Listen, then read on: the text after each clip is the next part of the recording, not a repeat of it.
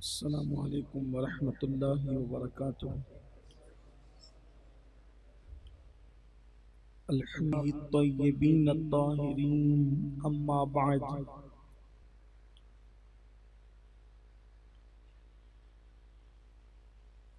आज हमारी ये महफिल इमामुल अइम्मा सैयदुल अस्खिया सैयदुल अस्फिया सैयदुल अत्किया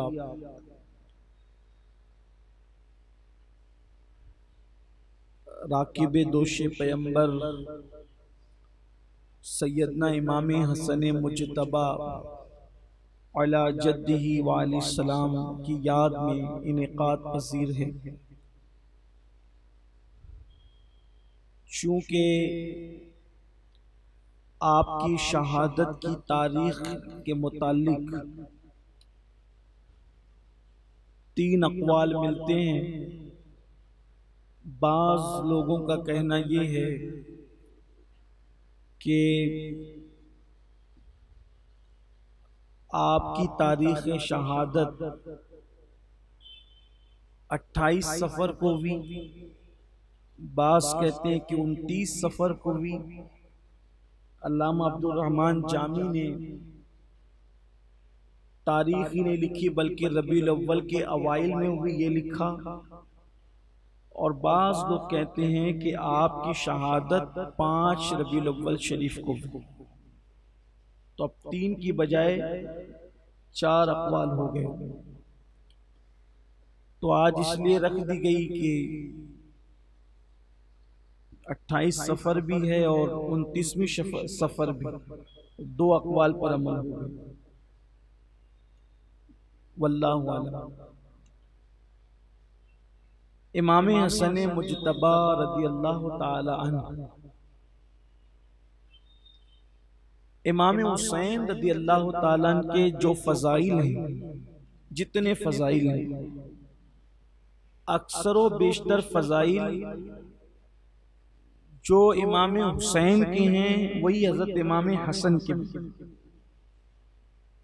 आम तौर पर अहादीस में जितने फ़ज़ाइल मिलते हैं ज़्यादातर, बल्कि उसको आप 90% कह लें, तो वो दोनों के फ़ज़ाइल एक साथ मिलते हैं, इमाम हसन के भी और इमाम हुसैन के। जैसे सैयदा शबाब अहलिल जन्ना, कि ये दोनों जन्नती जवानों के सरदार हैं। एक मकाम पर रिहानतैन फरमाया कि ये दोनों मेरे जन्नती फूल हैं। एक मकाम पर फरमाया कि ये दोनों मेरे बेटे हैं, मेरी बेटी के बेटे हैं, मेरे बेटे हैं।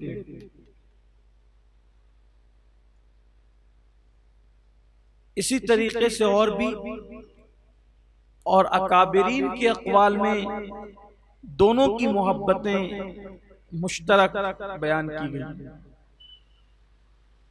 लेकिन बाज़ मकामात ऐसे हैं कि जहां पर इमाम हसन और इमाम हुसैन को अलग करके दोनों की इनफिरादियत बयान होती है। जैसे अल्लाह के रसूल सल्लल्लाहु अलैहि वसल्लम की बारगाह में सैयदा कायनात, मखदूम कायनात, मलका फिरदौस से बरी सैयदा फातिमतुज़ ज़हरा सलामुल्लाह अलैहा पहुंची।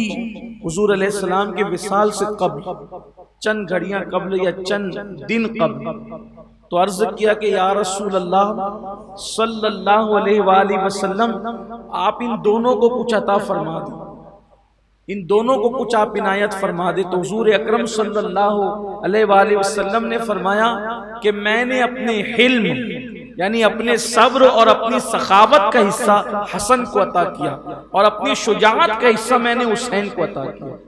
तो ये इनफरादियत हो गई।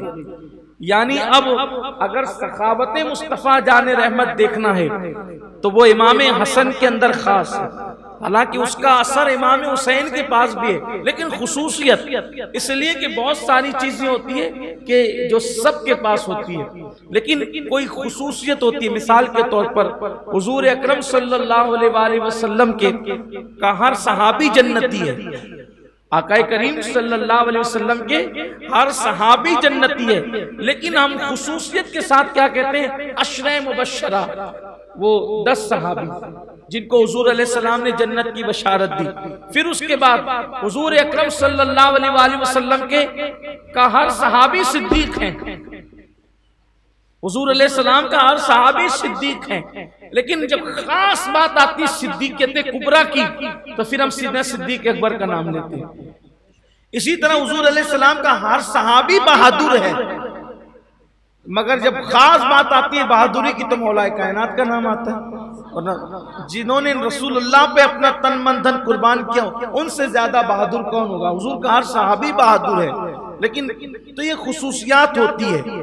हुजूर अलैहिस्सलाम का हर सहाबी आशिक़ रसूल है, लेकिन जब इश्क की बात आती है तो फिर सैयदना बिलाल हबशी का नाम भी लिया जाता है। तो हुजूर अकरम सल्लल्लाहु अलैहि वसल्लम ने फरमाया, मैंने अपना हिल्म, फरमाते अपना सब्र और अपनी सखावत, 2 चीजें मैंने हसन को दे दी, और अपनी शुजाअत मैंने हुसैन को दे दी।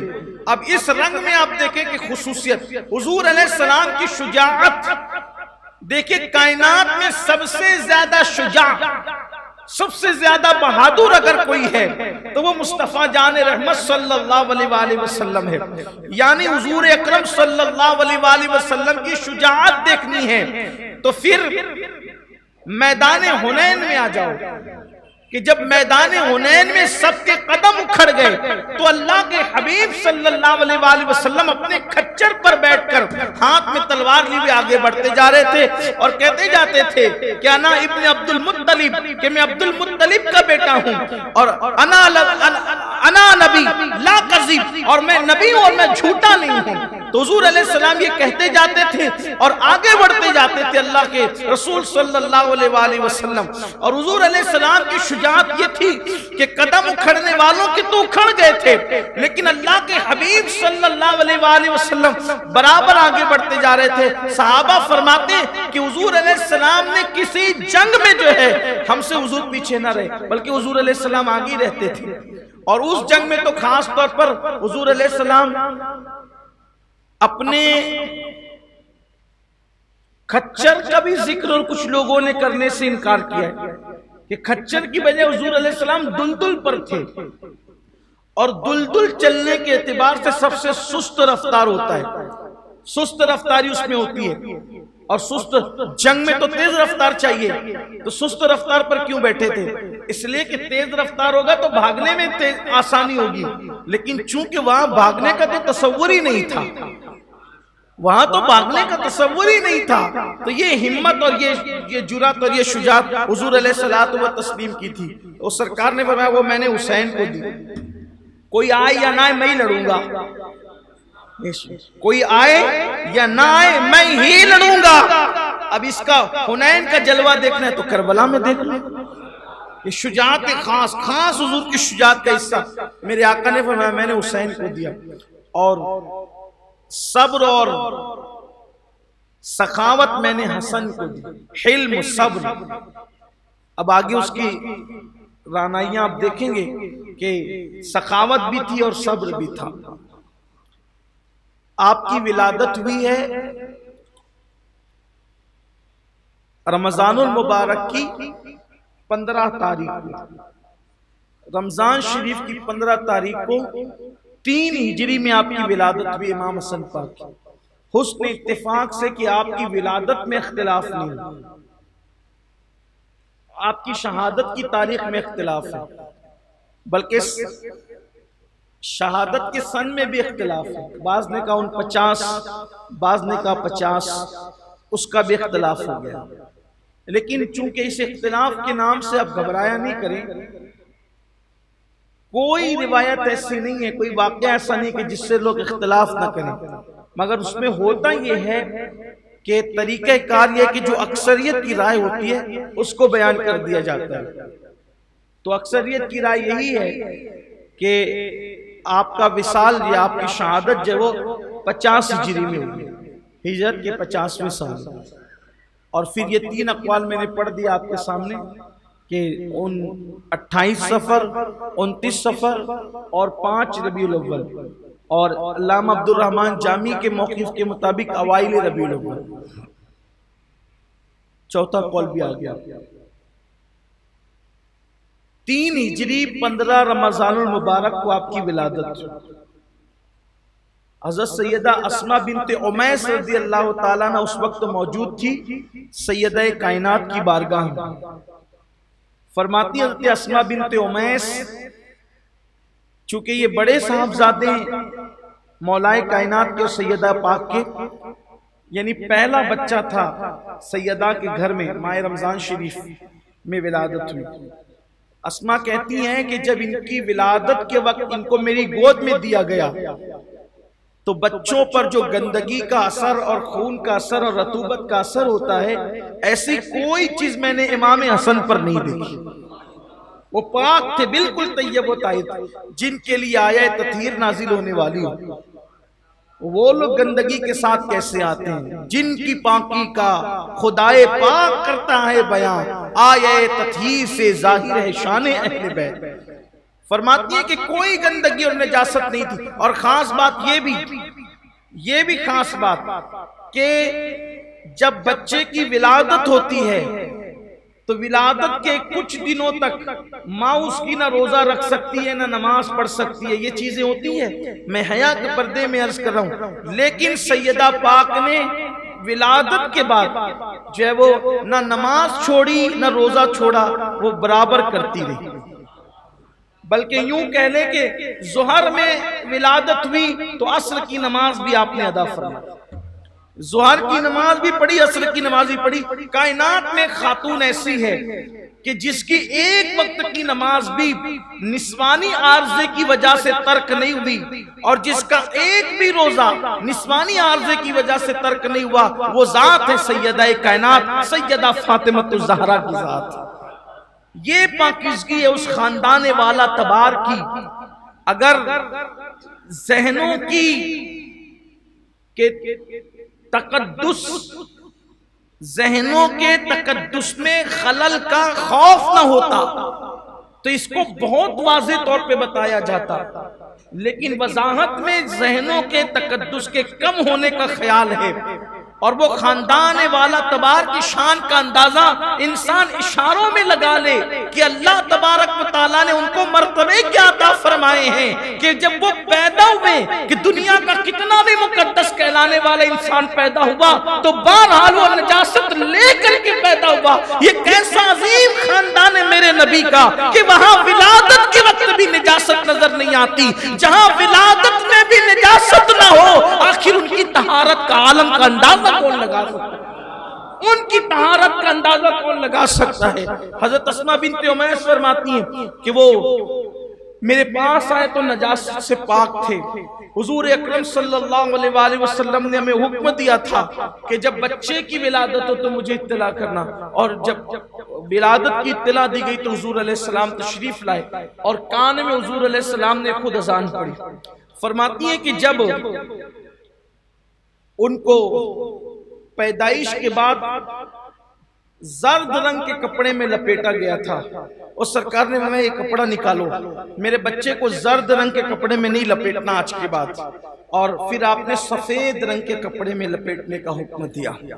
और हुजूर अलैहिस्सलाम ने कान में अजान पढ़ी और फिर दूसरे कान में आपने तकबीर फरमाई, तकबीर पढ़ी, इकामत फरमाई, और उसके बाद फिर जो है वो मुंह में खजूर लेकर उसको चबाकर अपनी जबान उनके मुंह में दे दी, इस तरह से घुट्टी दी।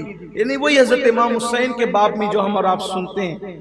और फरमाया कि मैंने अपने इस बेटे का नाम हसन रखा है, इसलिए कि इस बारे में आपने शायद करबला से मुतालिक जो उन्वान था उसमें सुना होगा कि अल्लाह ने हसन और हुसैन इन दोनों नाम को छुपा के रखा था। हदीस में छुपाने के अल्फाज आए कि छुपा के रखा था। ये छुपाने की लज्जत आप महसूस कर सकते हैं। जिसके लिए प्यार ज्यादा होता है उसके लिए कुछ चीजें छुपा के रखी जाती है कि वो आएगा। जैसे मिसाल के तौर पर मिलाने के लिए, समझाने के लिए करें, मिसाल के तौर पर घर में मिठाई आए और खौफ इस बात का हो कि सारे बच्चे लूट खा जाएंगे, तो जो मौजूद नहीं होता और उसके लिए प्यार होता है दिल में, तो दो चार टुकड़े सबसे छुपा के रख दिए जाते हैं कि वो आएगा तो उसको ये देंगे। तो ये छुपाने से पता चलता है कि जो मौजूद है इन सब में ज्यादा प्यारा वो है जो गैर मौजूद है। घर में फल फ्रूट आए हैं और ये है कि सब खा जाएंगे, तो एक दो खा कर चुपके से छुपा के रखा जाता है, तो पता चलता है कि जो मौजूद है इन सबसे ज्यादा प्यारा वो है जो गैर मौजूद है। कुर्बान जाए कायनात सज चुकी थी, कायनात बन चुकी थी, रानाइया पूरे शबाब पर थी, रानाइया पूरे जोबनों पर थी, इंसान तो इंसान थे, नाम आ गए, बड़े बड़े नाम आए, खूबसूरत खूबसूरत नाम आए, हसीन और जमील नाम आए, लेकिन अल्लाह ने हर दौर में इन दोनों नामों को छुपा के रखा था, क्योंकि कोई महबूब का भी महबूब है, वो ज्यादा महबूब है। जब वो आएंगे तो फिर उनके लिए नाम जाहिर किए जाएंगे। महबूब का जो महबूब होता है, महबूब का जो, फिर उसके बाद महबूब की वजह से उनकी महबूबियत का ख्याल किया जाता है। तो मेरे आका अलैहिस्सलाम फरमाते कि अल्लाह ने इन नामों को छुपा के रखा था, किसी के ख्याल में भी नहीं आए ये नाम। मगर जब ये ज़बात दुनिया में आई तो हुजूर अलैहिस्सलाम फरमाते कि मेरे पास जिब्रील आया और अर्ज किया कि या रसूल अल्लाह, इसका नाम हसन रखें। तो मैंने नाम हसन रखा। कितनी लज्जत आती ना नाम हसन में, नाम हसन की लज्जती और है। हसन नाम रखा और उसके बाद अभी नाम हसन रखा था कि जन्नत से हरा कपड़ा आया, हरा लिबास। हुजूर ने तो सफेद में लिपटा था और फिर उनको हरे लिबास में लपेट दिया गया। उसी वक्त तो उनकी भी शहादत की इत्तला थी कि इनको जहर दे करके शहीद किया जाएगा, जहर दिया जाएगा इन्हें और जहर देकर शहीद किया जाएगा। फिर इमाम हसन का बचपना गुजरा हुजूर अकरम सल्लल्लाहु अलैहि वसल्लम की गोद में, मौलाए कायनात की गोद में, हजरत सैयदाए कायनात की गोद में। आप गौर फरमाएं, जिनकी चौखट पर अगर किसी बच्चे को डाल दिया जाए, ये वो आस्ताने हैं जिनकी चौखट पे बच्चों को डाल दिया जाए तो बच्चों का मुस्तकबिल संवर जाता है। जिनकी गोद में ये पले हैं, सैयदाए कायनात की गोद, बल्कि अगर मैं ये कहूं कि गोद इफ़्फ़त, इफ़्फ़त की गोद, गोद विलायत, खातिमे विलायत की गोद, खातिमुन नबीजीन की गोद, यानी कि शीर बतूल है, खून अली है, लुआब मुस्तफ़ा जान रहमत है। ये किस तरह इनके उरूज और इनके उठान में किन किन चीजों को कुदरत ने शामिल किया है। वो मौलाए कायनात, आज मैंने असर के बाद जब बाबुल इल्म लाइब्रेरी का इफ्तिताह हो रहा था तो मैंने लोगों को बताया कि मौलाए कायनात वो है कि बा का तर्जुमा करते रहे रात भर, और इब्ने अब्बास रज़ी अल्लाह ताला को कहा कि अब्बास के बेटे जो बयान हुआ वो थोड़ा है और जो रह गया वो बहुत ज्यादा है। आप सोचें कि जो शागिर्द लोग थे उनको इतना दिया, जो खुद के बेटे हैं उनको कितना दिया। और ये जो आप सुनते हैं ना कि मौलाए कायनात करमल्लाहु ताला वजहुल करीम हुजूर अलैहिस्सलाम के विसाल के बाद से लेकर अपने दौरे खिलाफत तक मदीने मुनव्वरा से कहीं नहीं गए। थोड़ी आपकी तवज्जो चाहता हूं, अपने दौरे खिलाफत तक, या यूं कह ले कि हज़रत उस्मान गनी की शहादत तक, सरकार अलैहिस्सलाम के विसाल से लेकर हजरत सैयदना उस्मान गनी रज़ी अल्लाह ताला की शहादत तक, यानी कमोबेश वो बनते हैं 20 साल से ज्यादा का अरसा। इतना मौलाए कायनात फिर कहीं नहीं गए सिवाय हज के। आप मदीने मुनव्वरा के बाहर नहीं गए, तो क्यों नहीं गए? वजह क्या थी? इसलिए कि मौलाए कायनात के लिए पूरा फोकस जो चीज थी इन दोनों शहजादों की तरबियत थी। इन दोनों को पढ़ाना था, इन दोनों को लिखाना था, इन दोनों को अता करना था, इन दोनों को संवारना था। ये तो सौरे हुए पहले से थे, लेकिन सोने पर सुहागा करना था। इसलिए कि बाबे मदीनतुल इल्म जिन लोगों पर खुसूसी तवज्जो देकर, अपने घर में रखकर, अपनी गोद में रखकर जिनकी परवरिश करें, जिनकी तरबियत करें, जिनको इल्मी निकात सिखाएं, आप अंदाजा करें फिर उनके उलूम का आलम क्या होगा, उनकी इल्मी सलाहियतों का आलम क्या होगा। उनके किरदार का, उनकी जिंदगी का आलम क्या होगा। खातिमे विलायत यानी जिसकी नजर प्यार, जिस पर नजर प्यार की, एक नजर प्यार की अली मुर्तजा की पड़ जाए वो बंदा वली हो जाता है। एक नजर जो वली बना देती है तो 20 साल से शायद मुकम्मल तवज्जो देकर जिनकी तरबियत की होगी खुदा ने उनको कितना बुलंद किया होगा, उन लोगों के मर्तबे कितने अजीम होंगे, क्या इल्मी सलाहियत और क्या निखारा गया होगा उनको। इसीलिए तो इमाम हसन के सामने एक मर्तबा शाहिद और मशहूद की तफसीर पर बात हुई कि शाहिद किसे कहते हैं और मशहूद किसे कहते हैं। तो किसी ने कहा कि शाहिद से मुराद शबे कदर है और मशहूद से मुराद ईदुल अदहा है। किसी ने कहा कि शाहिद से मुराद जुमा है और मशहूद से मुराद सुबह क़यामत है। इमाम हसन से किसी ने कहा कि आप क्या कहते हैं, तो फरमाया